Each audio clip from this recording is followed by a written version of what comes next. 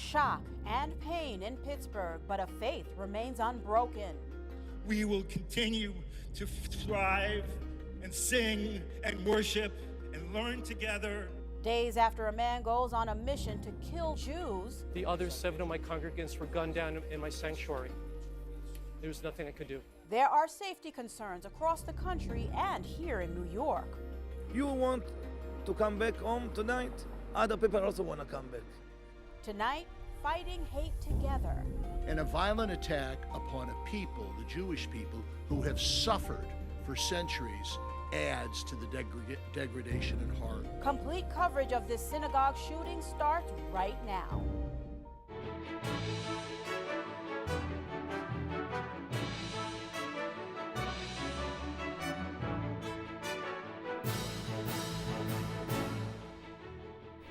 Good evening, everyone. I'm Liz Faublas. The man accused of going on a killing spree at a Pittsburgh synagogue Saturday made his first court appearance this afternoon. Meanwhile, the outpouring of support for the victims of the massacre continues. Our team coverage begins with Camila Bernal. My office charged Robert Bowers with federal murder and assault charges relative to the horrific acts of violence he committed at the Tree of Life Synagogue. Handcuffed and in a wheelchair, the man accused of gunning down members of the synagogue made his first court appearance in Pittsburgh Monday. The alleged gunman, Robert Bowers, was injured in a firefight with police at the Tree of Life Synagogue Saturday and was released from the hospital shortly before appearing in court. The suspect faces 29 federal charges in the shooting death of 11 people. He was initially represented by public defenders. We will have the opportunity to present evidence demonstrating that Robert Bowers murdered 11 people who were exercising their religious beliefs and that he shot or injured 6 others, including 4 of whom were police officers responding to the shooting. One of the rabbis leading his congregation at the synagogue Saturday morning told CNN about the moment he realized he heard gunfire and how he tried to save as many of his members as he could. Quickly tried to usher them up to the front, out some doors in the front, towards exits or towards a closet, someplace that they could hide, someplace safe. Despite the hateful act, he insists the synagogue will reopen stronger than before. Tree of Life has been in Pittsburgh for 154 years.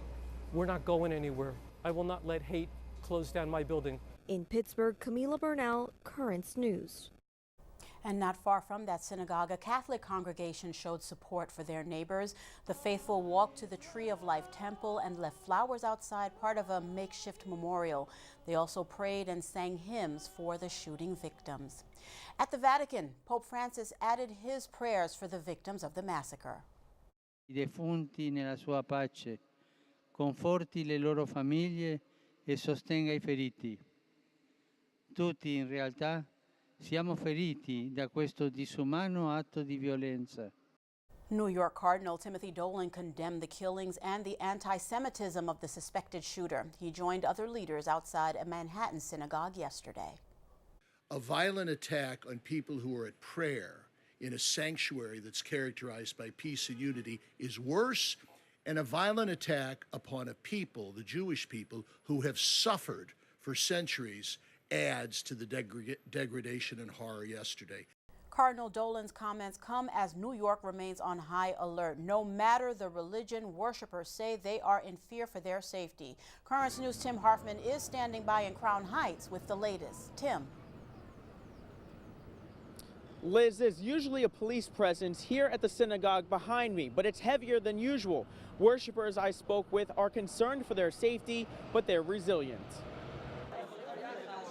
Jewish worshipers at this synagogue in Crown Heights, Brooklyn, are still in shock following Saturday's deadly shooting in Pittsburgh. I don't know why we'd have such hatred for Jews. Now they're concerned for their own safety. The NYPD increased security around the city as a precaution.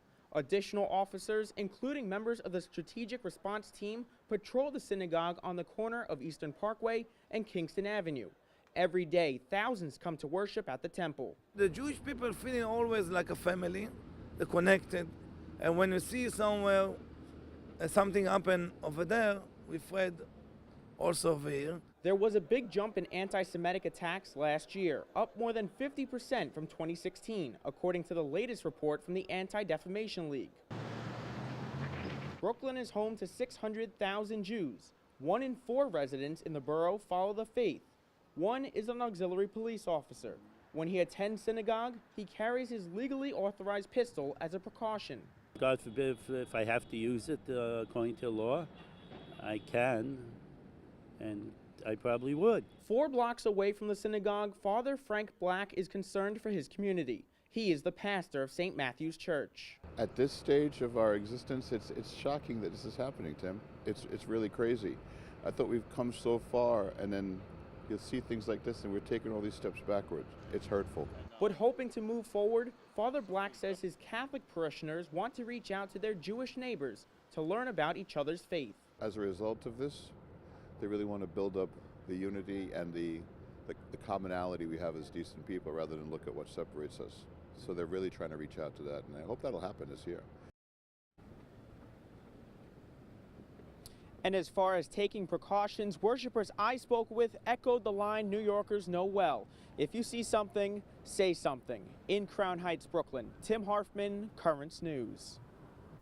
All right, Tim, thank you very much. Well, training for terror, the story of what churches in the Brooklyn diocese are doing is coming up.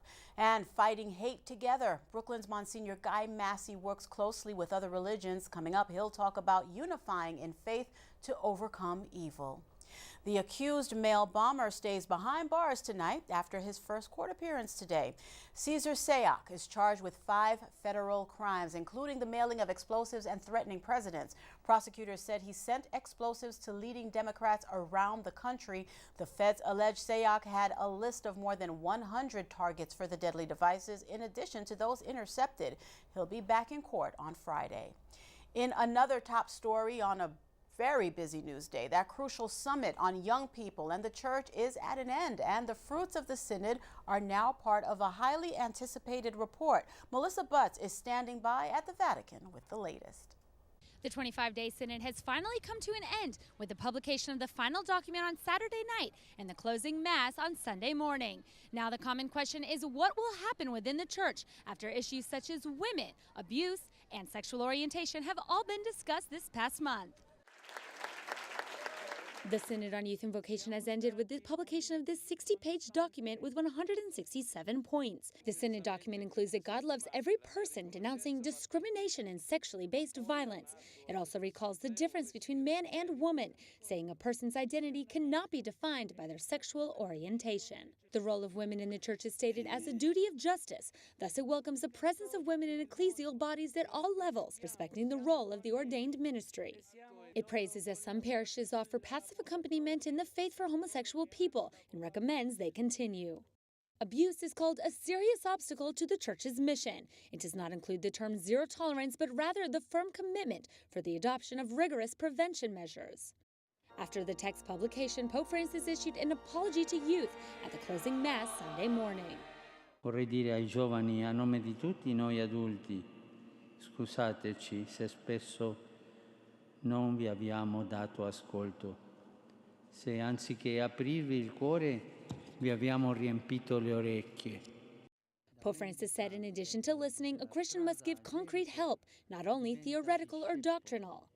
Likewise, when closing the synod with bishops, he said the result of the synod is not a document, but the Holy Spirit gives us a document so it may work in our heart. The important part about this final document is that it was not only drafted by bishops, but by youth who all shared the common issues affecting their lives today. Now we'll wait to see if Pope Francis will write an apostolic exhortation from this text, which is commonly done after the synod. At the Vatican, Melissa Butts, Currents News. Back to you in New York, Liz. The editor of Crux, John Allen, has been leading a team in Rome covering the synod all month long, keeping us up to date on all the developments, and he joins us now. John, the synod has come to an end. The work, it seems, has only just begun, though. The bishops had an entire month to discuss the needs of young people as it relates to their connection to the church. Other major topics included the sex abuse crisis, women leadership in the church, so much more. Was this synod a success, or is it too premature to call? Well, I mean, you never really know whether it was a synod was a success on the day it ends. I mean, that'll have to be measured by what impact it has in dioceses around the world when bishops go home as the final document is read and so on. Now, I can tell you what the bishops themselves are saying. They all think this was a massive success. Many of them who have been through several synods will tell you this was by far the best one they ever attended. That is largely because of the presence of 35 young people and the enthusiasm that they brought. They will tell you that what this synod was a model of a church that doesn't just talk about the young, but actually listens to them. Now, as a journalist, I think that is completely true, but to me, the headline of the synod actually was that in the wake of all of the tumult with the clerical sexual abuse scandals that we have lived through in the Catholic Church over the last several months, the fact that you gathered about 260 bishops from around the world in Rome for a month, where this topic, as you say, came up, and you couldn't get a consensus even around confirming the idea of zero tolerance as the church's policy, despite the fact that 3 popes have publicly committed themselves to it, despite the fact that it is the official policy of the U.S. bishops and in many other parts of the world. The fact you couldn't get a global consensus around that, I think is very revealing, Liz, about where we are. About this long-awaited final document, what would that look like, John? With respect to the many issues that were discussed, will anything that was agreed upon help move the church forward in light of what you just told us? Well, look, I think what most people will tell you is that this was a very pastoral synod. It wasn't a doctrinal or theological seminar. A lot of what's in that final document would be suggestions for things bishops can do concretely when they get home to improve the quality of their youth ministry, to involve young people more thoroughly in the life of the church, including being protagonists and decision makers in the life of the church. That kind of thing, I think, was extraordinarily well received here, and if it's actually implemented, could make a real difference. Certainly on other issues, when it comes, for instance, to the abuse crisis or to women in the church, I don't think there's much in this document that many people would recognize as dramatic steps forward. I think on both issues, basically what the bishop said is we get that this is important. And while it is valuable, I suppose, to have a synod of bishops saying that, it doesn't really represent a new contribution that I think is likely to propel the church in some dramatic new way forward. John, I got to get this in really quickly, 30 seconds. You wrote about concerns that the Synod of Bishops was rigged. That was the word that was used. Is this still a valid concern now that it's over? Well, look, especially when it comes to the discussion of synodality, that is how to be church in a kind of more participatory church. I mean, it is kind of true that that concept was foisted on the final document rather than resulting from the synod discussions. But, I'm long in the tooth, Liz. I've been covering synods of bishops for a long time. I don't remember a single one of them that some people didn't feel was rigged in some way. So was this a little bit rigged? Probably. Is there anything new under the sun? No. All right, John, thank you. Perfect last word. Always great talking to you, sir. Thank you, Liz. The clerical sex abuse crisis in the United States taking a major turn tonight. The Department of Justice is telling every Catholic diocese in the country to preserve documents related to the scandal. DOJ's action is a sign the federal investigation of the American Church could become more widespread. News reports last week revealed federal prosecutors launched probes of all of Pennsylvania's dioceses and the one in Buffalo. There's a lot more news headed your way. A new migrant caravan is taking aim at the U.S. border. The goal is to get into the country. What would happen if, God forbid, a guy got up in the middle of the Mass and started to shoot? Another look tonight at how police and churches in the diocese work together to keep people safe. In the wake of the synagogue massacre, Monsignor Guy Massey joins us on the topic of fighting hate together. The Brooklyn priest works with other religions in the diocese. Do you have a story idea? Something happening in your parish we should know about? We want to hear from you. Keep this email handy, newstips@desalesmedia.org.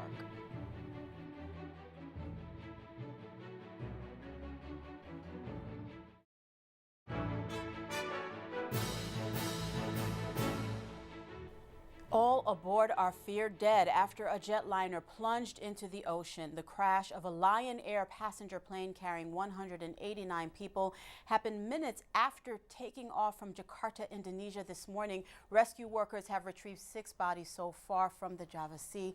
Reportedly, the pilot wanted to return to the airport but didn't tell air traffic controllers there was an emergency. A third migrant caravan is en route to the United States from Central America. Over the weekend, almost 200 Salvadorans started a journey up north. 2 other marches are also underway with more than 4,000 people making those treks. Now, the White House has vowed no one from the caravans will be allowed into the U.S. Terrible killings in Pittsburgh is the latest case of unspeakable violence in a house of worship. Tonight, we take another look at what the NYPD and parishioners in Howard Beach did to increase their safety. Currents News' Tim Harfman was there last year. What would happen if, God forbid, a guy got up in the middle of the Mass and started to shoot? That's the question on many parishioners' minds after Saturday's synagogue shooting in Pittsburgh that left 11 people dead and at least 6 others wounded. Last year, parishioners at St. Helen's Church in Howard Beach underwent active shooter training following similar attacks in Texas and Las Vegas. This is unfortunately the reality that we live in. There is terrorism out there, and there are individuals that like to cause harm to other persons. There's no specific threat for the 106 precinct. We just want the public to be aware of what's going on. Nearly 100 people filling the pews of St. Helen's Church in Howard Beach to attend a seminar led by the NYPD's Counterterrorism Division. The presentation includes videos and a slideshow. The agent gives tips on how one can escape a terror scene, protect themselves if they're trapped, and if all else fails, confront an active shooter. The NYPD makes the presentation at churches, schools, and workplaces around the 5 boroughs. These places are places where human activity is just trying to enjoy what God has given us as a gift. And unfortunately, there are people who are sick in the head who take advantage of those open spaces. As part of the church's recent renovation, St. Helen's pastor, Father Francis Colamaria, says additional emergency exits were installed as a precaution. One parishioner says terrorism is often on her mind while she worships. I sit in the back of a church. I always think twice of who's coming into church and what's on their minds. I'm coming here for prayer and with my family, my children, and it's sad that today we have to wonder who's walking into our church. In addition to calling 911, the NYPD also suggests people download the free See-Send smartphone app if they ever see something and want to say something. In Howard Beach, Tim Harfman, Currents News. Tim's report demonstrating the harsh reality facing people of faith. There's evil in the world and violence could happen at any time. After the Pittsburgh shooting, people bonded together, though, no matter what their faith. Monsignor Guy Massey is the vicar for ecumenical and interreligious affairs in the Brooklyn Diocese, and he joins us to talk about that aspect now. Monsignor, thank you so much for being here with us. 11 people murdered. The ones slaughtered inside the synagogue, as you know, targeted by an anti-Semite, gunning them down because they're Jews, plain and simple. What should people of faith be doing right now to confront this hate? I think that things like this do not happen in a vacuum. I think this has been an ongoing situation in the United States. How do people of faith act? I think we need to emphasize the common brother and sisterhood of all people. We need to hear very clearly our readings that God is the Father of all. And we need to recognize people as having dignity. And you know, one of the things is people can be very frustrated with this and can curse these things, but better to do just the opposite. Better to speak to our children about these things, better to be very careful about conversation that goes on in our homes, in our schools, because ears listen, little children listen, and that creates the attitudes that children grow up with. They learn those things at home. Mm-hmm.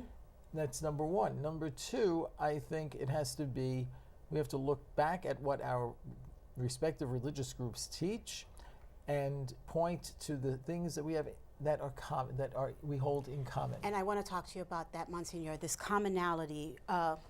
How can we as Catholics, who know all too well the pain of religious persecution, now support our brothers and sisters in Pittsburgh in this time of deep loss and pain? Well, one thing to do might be to reach out to the local Jewish communities who are probably a little bit frightened now because, you know, they have a history of anti-Semitism that has certainly they have suffered, or their ancestors or their predecessors have suffered in other places, but who would ever think that would happen in the United States? Number two, they need to know that they are not alone, that the communities surround them, and that they are one of us, that there isn't, you don't want to have this where we see God differently, but we are all the children of God, but that doesn't separate us from each other, from helping each other, being part of the same community, and from living together. I want to get that last point in, Monsignor, in the time we have left. You have a very important role in what you just said. In the simplest of terms, you as a Catholic priest, you serve as the bridge between our faiths, right? How deeply connected are the Catholic and the Jewish religions in the diocese? Well, out of Judaism comes Christianity. So as a result, the base is right there. I mean, this coming Sunday, that is November 11th, the prayer the prayer is the Shema prayer that Jesus says right in the Gospel. And it's quoted in Deuteronomy, which is the first reading. Right there, God is one. And this holds together the universality of humanity, that one God idea. And it also, for the two of us, Judaism and Christianity, Jesus comes out of that. And the foundational beliefs are very similar, if not the same. Probably the thing that separates us is the divinity of Christ and the Christological things that we believe, but the core of morality, the universality of humanity is right there. All right, I'm afraid we have to leave it there, Monsignor Massey, but perfect last words. Thank you for being with us. Still to come on Currents News, thousands of voices raised in prayer to the Blessed Mother. Brooklyn's Bishop Nicholas DiMarzio led the faithful on a pilgrimage to Washington and the National Shrine of the Immaculate Conception, the powerful story of devotion, after this break.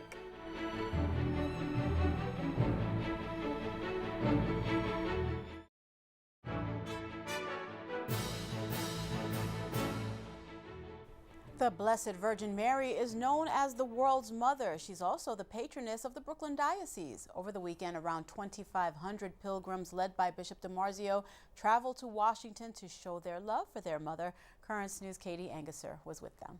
Holy Mary, Mother of God. The prayers of over 2,000 Brooklynites to the Blessed Mother. Our Father who art in heaven. Led by Bishop DiMarzio, the Catholics' journey to the nation's capital, a long trip on a stormy Saturday. Pilgrimages are meant to be somewhat difficult. We have to go out of our way, out of our normal circumstances of life, to find God and to find Our Lady. The destination is America's foremost site dedicated to Our Lady, the National Shrine of the Immaculate Conception. Every 2 years, Catholics from the Brooklyn Diocese make the trip with Bishop DiMarzio leading the way. It's a tradition. Since 1923, before the edifice was even built, Brooklyn has been here on pilgrimage. The Basilica is America's largest Catholic church. Nearly 1 million faithful visit each year, and that includes some big figures in the church. The past 3 pontiffs, Pope Francis, Pope Benedict, and St. John Paul II, as well as Mother Teresa, have all been to the shrine. The shrine was built brick by donations from the faithful. The church's latest masterpiece, the Trinity Dome, was completed with help from the Brooklyn Diocese. Over $100,000 contributed. Monsignor Vito Buonanno is a Brooklyn priest who's now the Basilica's pilgrimage director. He understands what makes this shrine so special. This is a place of prayer. This is a place that is sacred. The shrine isn't the only reason why Brooklynites traveled 5 hours by bus through a nor'easter. She's done so much for us, so it's the least we could do for her. For the pilgrims, the shrine is a source of great comfort. And we come here with joys, with sorrows, with sufferings. We come here with the pain of what the church is going through. We come here with the joys of what the church is going through. We come to our mother. She'll be the first person I turn to. In Washington, D.C., Katie Anguser, Currents News. And that is Currents News. I'm Liz Faublas. Thank you so much for joining us, because we are putting your faith in the news. Hope to see you again next time.